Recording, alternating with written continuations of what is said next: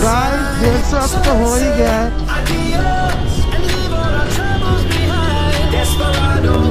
अरे चाचा ऐसे गाय तरफ आ रहे हो मादर।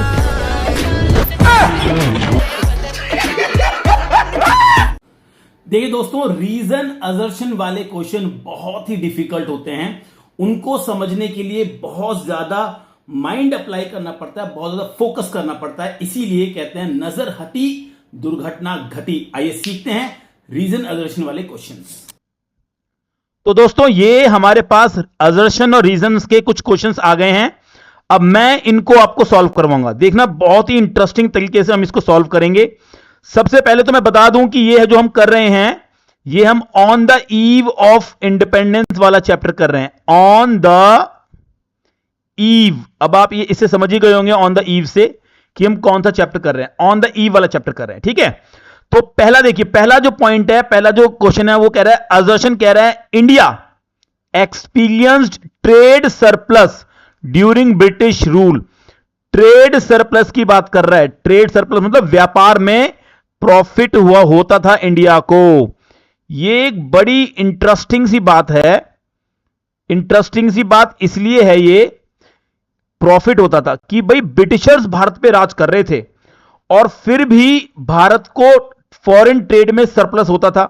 अब इसका रीजन यह है कि भारत बहुत सारा प्राइमरी गुड एक्सपोर्ट करता था और थोड़ा सा फिनिश गुड्स इंपोर्ट करता था। तो जाहिर सी बात है, जब आप एक्सपोर्ट ज्यादा करोगे और इंपोर्ट कम करोगे तो ट्रेड सरप्लस तो होगा।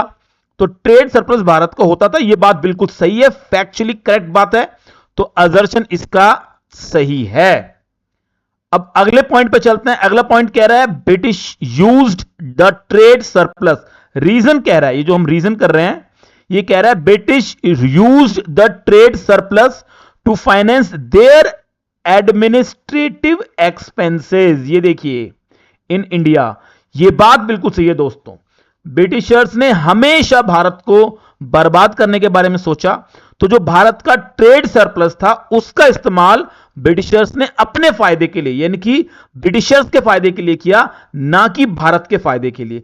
जबकि उनको क्या करना चाहिए था, उनको इस ट्रेड सरप्लस का इस्तेमाल भारत के डेवलपमेंट के लिए करना चाहिए था, लेकिन उन्होंने नहीं किया।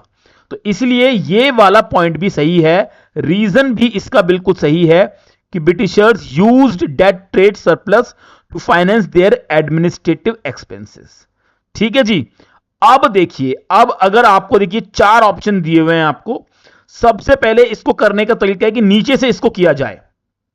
ठीक है, हम देख चुके हैं कि असर्शन भी ठीक है, रीजन भी ठीक है।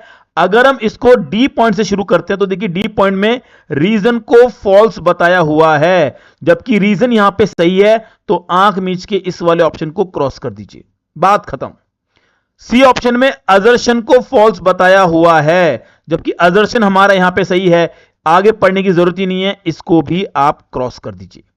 अब गोटी फंसेगी ए और बी में, क्योंकि ए और बी में ही बच्चे बहुत ज्यादा कंफ्यूज होते हैं। तो इसकी आपको एक बहुत ही शानदार ट्रिक बता रहा हूं, बहुत ध्यान से सुनना।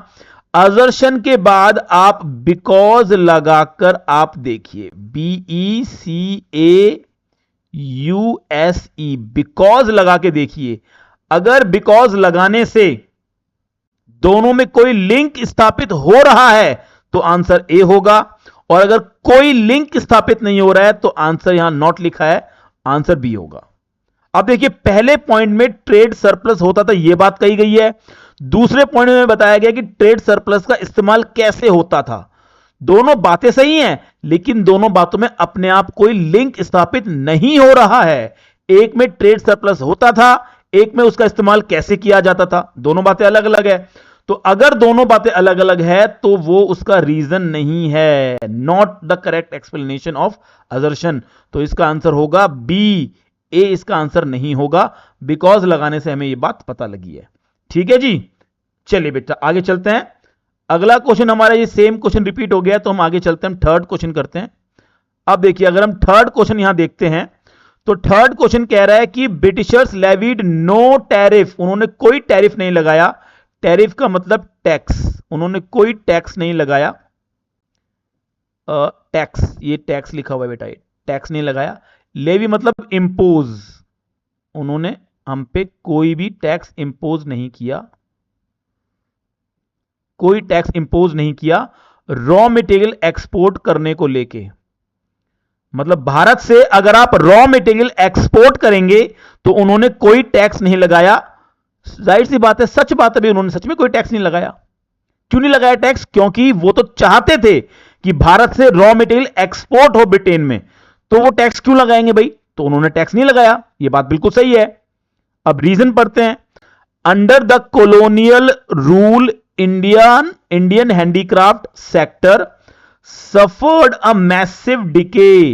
मैसिव मतलब बहुत ज्यादा, डिके मतलब बर्बादी, डिके का मतलब डिस्ट्रॉय, डिस्ट्रॉय, ये देखिए डिस्ट्रॉय हो जाना, ठीक है जी, इसका मतलब डिके होता है।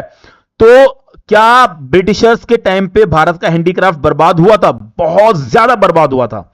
उन्होंने पिन पॉइंटेड पॉलिसी बनाई थी भारत के हैंडीक्राफ्ट को बर्बाद करने की। तो ये वाला पॉइंट भी इनका सही है। दोस्तों जानबूझ के हम ऐसे क्वेश्चन करेंगे जिसका आंसर ए और बी में से ही हमें चूज करना पड़ेगा। मैं छांट के क्वेश्चन लेके आया हूं जानबूझ के।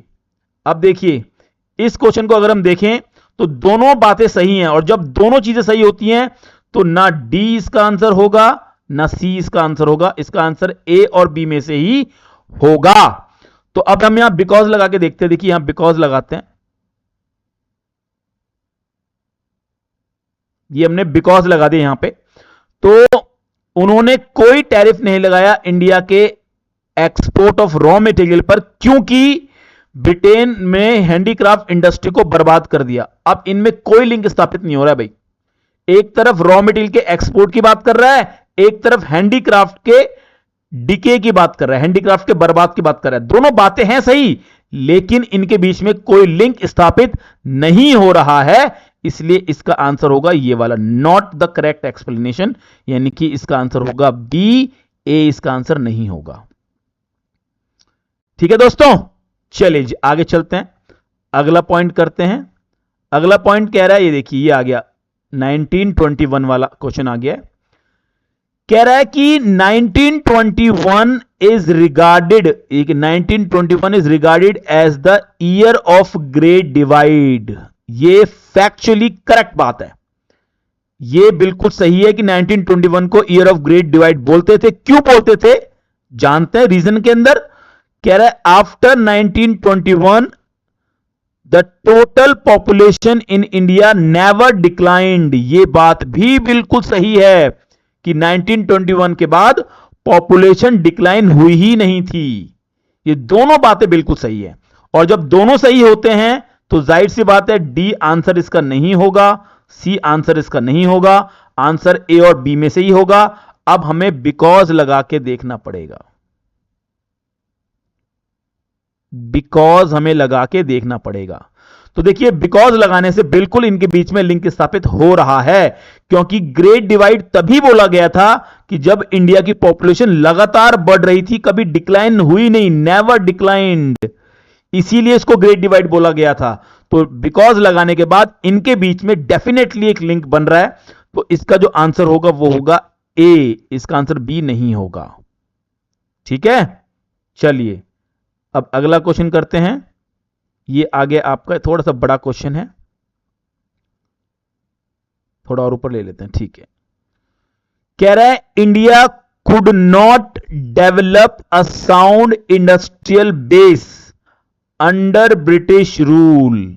यानी कि जब ब्रिटिश रूल भारत में था तो इंडिया कोई साउंड, कोई बहुत मजबूत, यहां साउंड का मतलब आवाज नहीं है, साउंड का मतलब है मजबूत, ए मजबूत,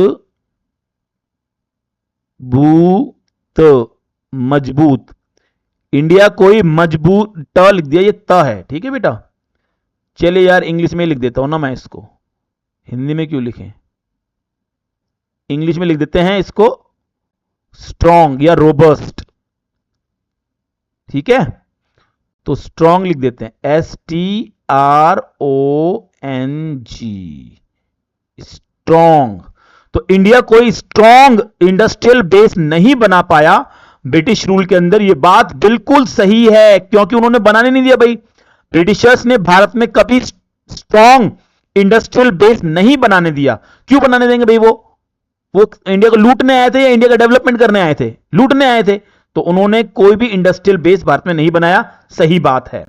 फिर कह रहा है ब्रिटिश गवर्नमेंट, कॉलोनियल गवर्नमेंट मतलब ब्रिटिश गवर्नमेंट, इंडिया को सीमित कर दिया केवल exporter of raw material to be used by upcoming modern industry in Britain. यानी कि इसका मतलब यह है कि अंग्रेजों ने भारत को सिर्फ एक्सपोर्टर ऑफ रॉ मटेरियल बना के रखा, ताकि वो भारत से एक्सपोर्ट कर सके रॉ मटेरियल और ब्रिटेन की इंडस्ट्री में वो काम आ सके।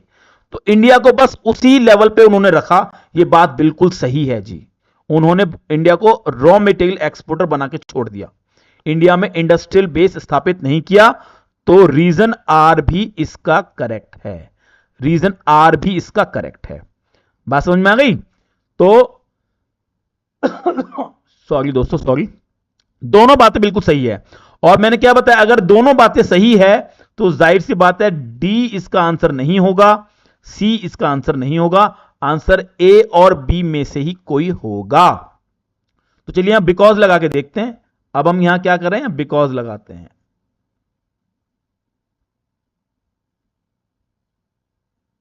बिकॉज, और अगर हम बिकॉज लगाते हैं तो साफ साफ पता लग रहा है कि बिल्कुल लिंक है जी। इंडिया में साउंड इंडस्ट्रियल बेस नहीं बन पाया क्योंकि उन्होंने इंडिया को एक्सपोर्टर ऑफ रॉ मटेरियल तक ही सीमित रखा, कभी इंडस्ट्री में भारत को आगे बढ़ने दिया ही नहीं। तो बिल्कुल सही बात है, ये एकदम सही बात है। तो दोनों बातें में बिल्कुल लिंक बन रहा है। बिकॉज लगा के हम देख सकते हैं लिंक बन रहा है। तो जी इसका आंसर होगा ए, क्योंकि लिंक बन रहा है। बी इसका आंसर नहीं होगा। ठीक है दोस्तों? तो दोस्तों इस तरीके से हमने आज बिकॉज लगा के सीखा है कि कैसे इसका आंसर करते हैं, रीजन असर्शन का आंसर कैसे करते हैं। तो दोस्तों अगर आपको ये वीडियो पसंद आई है तो भाई चैनल को सब्सक्राइब कर लीजिए, सब्सक्राइब कर लीजिए चैनल को, भाई आपकी बड़ी कृपा होगी हमारे ऊपर। लाइक कर दीजिए वीडियो को अगर आपको वीडियो पसंद आई है, और अगर आपके किसी दोस्त को या रिश्तेदार को ये वीडियो काम आ सकती है तो बिना देरी के इसे शेयर भी कर दीजिए। आपका सहयोग हमारे लिए बहुत महत्वपूर्ण है, हमें ऊर्जा से भर देता है, और हम ऐसी और वीडियो बनाने को लेके प्रेरित होते हैं, इंस्पायर होते हैं। We get inspire by your like, share and subscribe. So please do so and motivate us for making more videos like that. Thank you so much दोस्तों। आज की वीडियो में इतना ही। किसी और वीडियो में नए टॉपिक के साथ आपसे मुलाकात होगी। Thank you so much. नमस्ते।